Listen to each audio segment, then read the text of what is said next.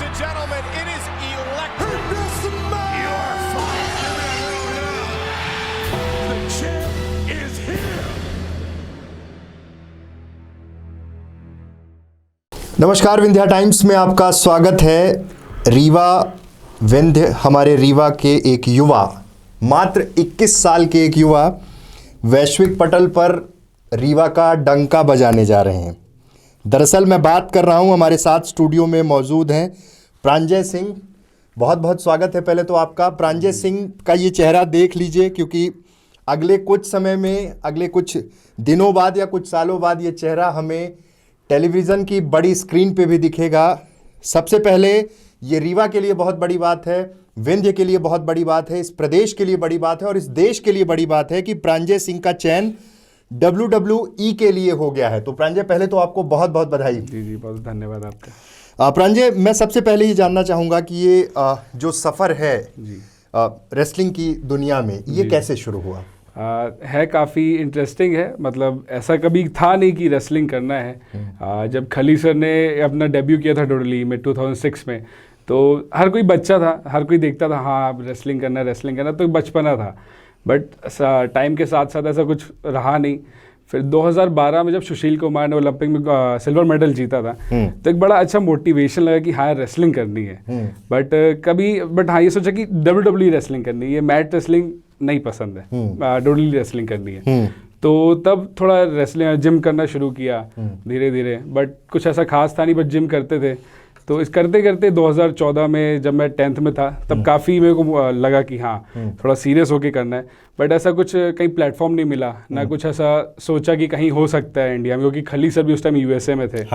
Then अपन gym करते थे, तो आदतें हो जाती, कोई जिम करता तो लगता है बहुत ताकतवर हो गए, बहुत जान आ गई, तो मार पिटाई कर देना, किसी को मार देना, ये सब होता था। 2015 में जो 11th में था, मैं फेल हो गया। अपनी आदतों की पढ़ाई नहीं करते थे, स्कूल नहीं जाते। उसी टाइम पे लकीली जब मैं रिजल्ट आया, मैं फेल था। एंड लकीली उसी टाइम पे खली सर की एकेडमी का पता चला था, जब कपिल के शो में वो आए थे, कपिल शर्मा के शो में, तभी पता चला था। और मैंने पापा से बात करी, तो उन्होंने कहा कि कर लोगे तुम, हम सपोर्ट करेंगे।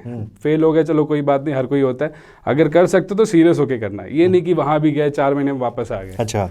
तो मैं गया, एकेडमी में एडमिशन है 2015 में, तब मैंने शुरुआत की रेसलिंग की। मैं 1 महीने में घर वापस आ गया था। हाँ चोट लगी थी।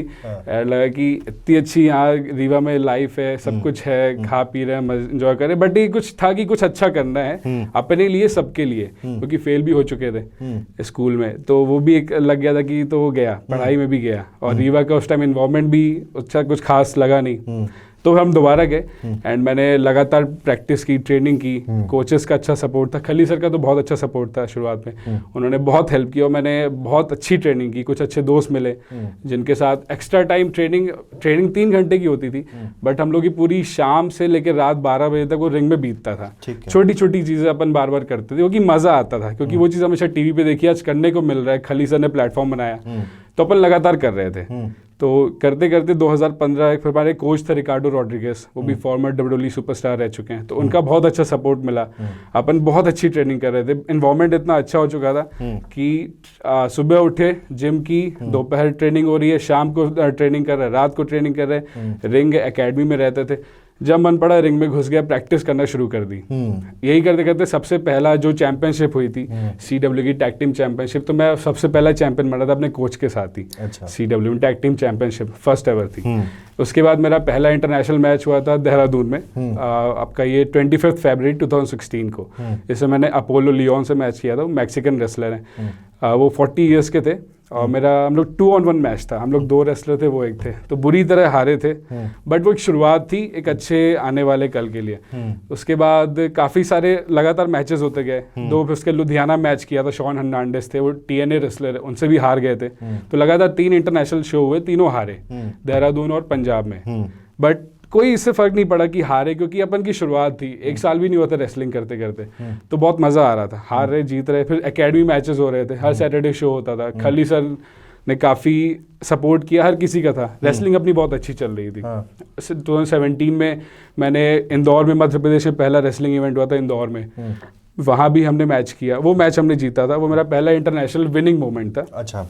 इंदौर में? जी हाँ, इंदौर में 2017 में। सो उससे बहुत अच्छा एक पॉप मिला था हर चीज़ में, एक अच्छा कॉन्फिडेंस लेवल हाई हुआ था। देन करते करते मैंने बीच में MMA भी स्टार्ट किया, मिक्स मार्शल आर्ट्स, तो मैंने वो भी कुछ महीने खेला, बट जो मज़ा रेसलिंग में आ रहा था वो कहीं नहीं मिला। तो रेसलिंग करते करते एक ऐसा हो चुका था, मैं घर पे रहता था बट मज़ा नहीं, बीच में और छुट्टी कुछ दिन की हो तो मज़ा नहीं आ रहा था। घर पे भी दोस्तों के साथ ये करते वो करते, बट वो उतना तैयार नहीं थे उस चीज़ के लिए। हाँ प्रांजय, आप स्कूलिंग में WWE देख रहे थे, तब से आपका इंटरेस्ट जनरेट हुआ, फिर स्कूलिंग आपकी प्रभावित हुई इसके कारण, और आप फिर इस दुनिया में आ गए। जी बिल्कुल। फैमिली का सपोर्ट कैसा रहा? बहुत बढ़िया। पापा मम्मी का तो मतलब उम्मीद भी नहीं थी, ना वो चाहते थे। वो मेरे को 2018 तक, जब तक मेरे पापा थे तब तक वो बोलते थे कि अभी भी छोड़ दो, मैं कुछ नहीं कहूँगा, आ जाओ वापस मेरे पास, कोई ज़रूरत नहीं करने की। बट वो कहीं ना कहीं वो सिर्फ इसलिए बोलते थे ताकि मुझे ये ना लगे कि हाँ घर वाले प्रेशर करें रेसलिंग के लिए। नहीं, मैं करता रहा, उन्होंने सपोर्ट करते रहे। मेरी बहन, मेरे पापा मम्मी, मेरे दोस्त, काफ़ी ज़्यादा हर तरह से, चाहे मेंटली करना हो, फिजिकली, फाइनेंशियली, पापा ने पूरी तरह सपोर्ट किया जब तक रहे। तो हर चीज़ बहुत बढ़िया की। बस मैंने एक चीज़ में कभी कमी नहीं की, मेहनत में। मैं जो मस्ती करता सब करता, ठीक है, बट हाँ मेहनत कभी कमी नहीं करी, बराबर। जब आप CWE में गए थे, जी, मतलब जब वहाँ पे गए, ट्रेनिंग के लिए गए, उस समय आपकी उम्र क्या थी? मैं लगभग 16 के बीच में था। मैं 16 या 17 साल की उम्र में ट्रेनिंग के लिए गए, आज 21 साल के हैं, और सबसे बड़ी बात यह है कि WWE के लिए चयनित हुए हैं। ये जो पूरा सिलेक्शन का प्रोसेस था, इसको एक बार समझाइए। एक्चुअली क्या था, WWE ने फर्स्ट टाइम कंडक्ट किया था ट्राई आउट इंडिया में, क्योंकि इंडिया का मार्केट काफ़ी इंक्रीज हो रहा था रेसलिंग के लिए, काफ़ी फैंस फॉलोइंग थी, उन्हें काफ़ी यहाँ से रिस्पांस मिल रहा था। उन्हें पता था खली सर ने अपनी एकेडमी स्टार्ट की है, रेसलर्स काफ़ी ज़्यादा हैं, तो उन्होंने एक क्या कहते हैं टैलेंट हंट किया था, तो उसके थ्रू उन्होंने सेलेक्ट किए। और जैसे मेरा प्रो रेसलिंग बैकग्राउंड था, तो इसके लिए भी उन्होंने एक अपने वेबसाइट पे, जो WWE परफॉर्मेंस सेंटर की वेबसाइट है, उस पर एप्लीकेशन उन्होंने डाला, तो मैंने भी एप्लीकेशन भरा। उम्मीद नहीं थी कुछ खास, क्योंकि 2018 में एप्लीकेशन डाला था, उस टाइम मैं घर पे था, तो कुछ ऐसा खास मैं कर नहीं रहा था। तो मैंने डाला एप्लीकेशन, एंड लकीली मैं सेलेक्ट हुआ। 1.5 लाख एप्लीकेशन गए। सबसे बड़ी बात यह है कि 1.5 लाख एप्लीकेशंस में 80 लोगों का सिलेक्शन हुआ था, और 80 में से अब 12 सेलेक्ट हुए हैं। जी हाँ, पूरे भारत से, और उन 12 लोगों में एक नाम, हमारे रीवा का एक नाम, प्रांजय सिंह, और आपको एक नाम भी वहां पे, मतलब आपके साथ एक टैगलाइन भी जुड़ गई थी, मैन इन हिमसेल्फ। ये जब आप CWE में थे, जब परफॉर्म कर रहे थे, तभी है ना? तो फिर वो सिलेक्शन का जो क्राइटेरिया था, वो परफॉर्मेंस के बेसिस पे था, कैसा था वहाँ पे? 3 दिन का ट्राई आउट हुआ था मुंबई में, तो जिसमें टोटल 80 एथलीट थे, इंटरनेशनल एथलीट्स भी थे, और हमारे वो भी थे गीता फोगाट के हस्बैंड, जो खुद भी कॉमनवेल्थ गेम्स के गोल्ड मेडलिस्ट हैं, वो भी थे, पवन कुमार। तो बहुत ही अच्छा इन्वायरमेंट था, क्योंकि मोटिवेशन के लिए हर जगह WWE के बैनर, लोगो लगे हुए थे, तो उससे बड़ा शायद वहाँ पे मोटिवेशन कुछ भी नहीं था किसी के लिए। तो 3 दिन जो ट्राई आउट ऐसा होता था कि सुबह 8 बजे हम लोग अरीना स्टेडियम पहुँचते थे, इंडोर स्टेडियम, एंड वो शाम के 6, 7, 8 बजे तक चलता रहता था पूरे दिन।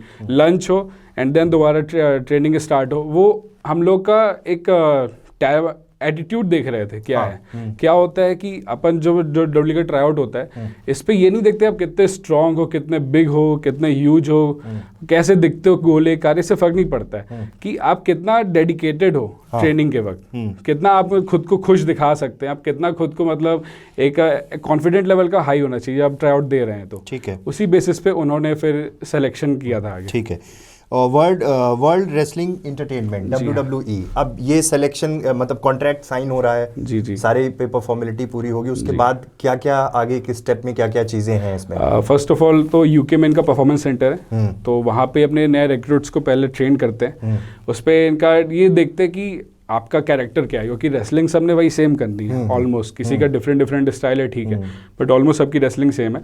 तो आपको अपना कैरेक्टर शो करना है, मतलब एक इंडिविजुअल आइडेंटिटी को वहाँ क्योंकि इंटरटेनमेंट जुड़ा हुआ है, मतलब एक बहुत बड़ा ऑडियंस भी है, उसके हिसाब से कौन ज्यादा एंगेज कर पाएगा, ये भी एक सेगमेंट है। ये सबसे मेजर फैक्टर है इसका रेसलिंग का, कि आप ऑडियंस को कितना अट्रैक्ट कर सकते हो अपने पास, क्योंकि रेसलिंग तो सभी कर रहे हैं, बट पब्लिक आपको क्यों देखे, ये मैटर करता है। ठीक है। एक बहुत बड़ा कंफ्यूजन है, और कंफ्यूजन क्या है, पब्लिक डोमेन में ये बात बहुत खुल के है कि WWE में और इस तरह की जितनी भी चीज़ें हैं फेक होती हैं, बहुत सारी चीज़ें, मतलब ये फर्जी तरीके से चीज़ें करते हैं, कुछ भी ऐसा नहीं है। लेकिन एक बहुत बड़ा क्राउड है, मतलब 80-80 हज़ार लोग एक जगह गैदरिंग होना, और परफॉर्मेंस होना वहाँ पे। जी, बिल्कुल। तो अब चूंकि आप उसमें हैं, आप यहाँ पे CWE में भी रहे, इनके भी परफॉर्मेंसेस चलते थे, तो ये जो फेक वाली चीज़ है, क्योंकि देखिए एक फिजिक को तैयार करना, फिजिकली उतना प्रिपेयर होना, प्रैक्टिस करना, बहुत सारा स्टेमिना बनाना, सब कुछ है, तो ये जो फेक वाला सेगमेंट है इसको लेके क्या कहेंगे? मैं यही कहूँगा कि रेसलिंग एक बहुत ही अच्छी लाइन है, एक बहुत पुराने रेसलर थे, उन्होंने एक बात कही थी, wrestling is not a sports, it's a show on sports. ये कला आर्ट है, रेसलिंग आर्ट है। हम लोग का एक्शन रियल है, पब्लिक को समझ में ठीक है गलतियां होती हैं। अब अगर दो लोग लड़ रहे हैं तो उनका मोटिव क्या है कि ठीक है आप मार तो रहे हो लेकिन आपको बचना भी है, ठीक है। सम हाउ वो चीज़ें कैमरा में कैप्चर होती हैं और लगता है अरे देखो उसने टच नहीं किया बट वो गिर गया, क्योंकि हाँ गलतियां सब करते हैं, कोई भी क्रिकेट है, कोई भी स्पोर्ट्स है, गलतियां हो जाती हैं, ठीक है। तो फेक नहीं कह सकते। अगर फेक ये तब होता कि अगर मैं घर से मैं जाता, यहाँ से मैं रीवा से 2015 में गया और पहुंच जाता रेसलिंग में डोडली में, उसे फेक कहते कि यार कोई भी उठ के पहुंच रहा है। अगर मुझे 5 साल लग रहे हैं तो इतना आसान होता तो शायद 5 साल भी नहीं लगते, 1 साल में पहुंच जाता डोडली में। तो रेसलिंग एक बहुत अच्छा स्पोर्ट्स है, एक आर्ट है, आर्ट है। क्योंकि ऑडियंस जुड़ रही है, इतने सारे लोग देख रहे हैं, तो मतलब एक एंटरटेनमेंट भी है। एग्जैक्टली उस हिसाब से भी प्रिपरेशन पूरी करनी होगी। मसाला है, हाँ, जो मूवीज में रहता है, ठीक है, वही चीज है। प्रांजय, एक बड़ी बात ये है कि मैं फेसबुक देख रहा था, तो आपने वो तमाम चीजें शेयर की हैं, वो स्ट्रगल का जो टाइम था, वो आपका जो 8x10 या 8x12 का जो रूम था, वो अब सारी चीज़ें आपकी मेमोरी में हैं और एक बहुत बड़ा इमोशनल फैक्टर भी जुड़ जाता है, क्योंकि अभी 1 साल पहले 2 साल पहले ही बहुत बड़ी ट्रेजेडी आपने झेली है। उसके बाद भी अपने आप को वापस उस थीम में लेके आना, ये बहुत टफ होता है। तो कहीं ना कहीं वो चीज़ें दिमाग में भी होंगी, एक सपना भी होगा, बिल्कुल, क्योंकि ऑब्वियस है कि आपके फादर ने भी वो सपना आपके साथ ही देखा था। तो इस मोमेंट को कैसे देखते हैं? मैं अगर सच कहूँ तो सपना भले मैंने देखा था, बट मुझसे ज़्यादा वो उस चीज़ में डूब गए थे मेरे पापा। उनका ये था कि चलो, पहले उन्होंने भेजा तो उन्हें उम्मीद नहीं थी, बट जो उन्होंने देखा कि हाँ मैं अच्छा कर रहा हूँ, तो मुझसे ज़्यादा वो एक्साइटेड हो गए थे रेसलिंग के लिए। और कहीं ना कहीं उन्हीं की वजह से, क्योंकि जो मोटिवेशन वो अपनी डांट से देते थे तो वो हमेशा बना है, अभी भी है। जब उनकी डेथ हुई तो मैंने छोड़ दी थी रेसलिंग, कोई ऐसा झूठ नहीं कहूँगा, मैं की नहीं, मैंने लगभग 2018 फरवरी में उनकी डेथ हुई थी, तो मैं लगभग 8 महीने मैंने कुछ भी नहीं किया। उसी के बाद ही ट्राई आउट का आया था, तो मेरे कोच ने कहा फॉर्म भर दो, जो होगा देखा जाएगा। एंड फॉर्म मैंने भरा, सिलेक्शन के लिए कि आप सेलेक्ट हो गया। मैंने ट्रेनिंग स्टार्ट की, मैंने दिसंबर, जनवरी, फरवरी 3 महीने दिन में 3 टाइम प्रैक्टिस कर रहा था, सुबह, दोपहर, शाम, तीनों टाइम ट्रेनिंग कर रहा था। सुबह मेरा जिम करो, दोपहर को रेसलिंग ट्रेनिंग, शाम को फिर मैं अपनी प्रैक्टिस कर रहा था। तो वो एक बहुत बड़ी चीज़ थी। मोटिवेशन ये था कि हाँ पापा ने अगर इतना अपना टाइम दिया, कहीं ना कहीं बहुत कर रहे थे, उस मुकाम तक लेके जाना। जी हाँ। प्रांजय, सबसे बड़ी चीज़ वर्कआउट और ये जो फिटनेस है, इसको मेंटेन करना बड़ा प्रैक्टिस के साथ साथ बहुत एक चैलेंजिंग टास्क तो रहता होगा। तो ये सब कैसे प्रिपेयर करते हैं? अगर आप कोई चीज़ करना चाहो ना, तो पहली बात उसे एंजॉय करना चाहिए, तो वो हमने किया, एंजॉय के साथ करते थे। प्रैक्टिस क्या होती है, अगर आपको अपने साथ अपने जैसे लोग मिल जाए जो बहुत ही डेडिकेटेड है रेसलिंग के लिए, तो वो चीज़ उतनी मुश्किल नहीं लगती है। मेरा बहुत अच्छा एक दोस्त है पंकज है, तो वो भी दिल्ली का है, वो भी सेलेक्ट हुआ है साथ में मेरे।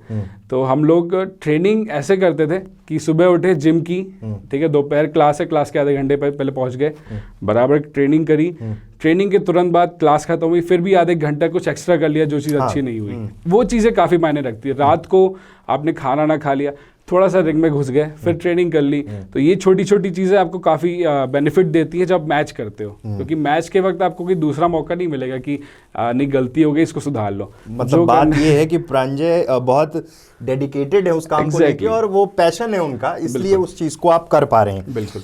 तो ये बहुत बड़ी बात है कि जिस तरह से आगे बढ़ रहे हैं, उम्मीद करते हैं कि वो मुकाम वो हासिल कर पाएंगे। WWE में जो सिलेक्शन हुआ है, एक 2 साल का कॉन्ट्रैक्ट है, तमाम वो प्लेटफॉर्म्स मिलेंगे जहां पर वो परफॉर्म करके निश्चित ये उम्मीद करते हैं और हमारी शुभकामनाएं भी है कि वो टेलीविज़न स्क्रीन में WWE के उस शो में नज़र आएंगे। बहुत बहुत धन्यवाद। Thank you.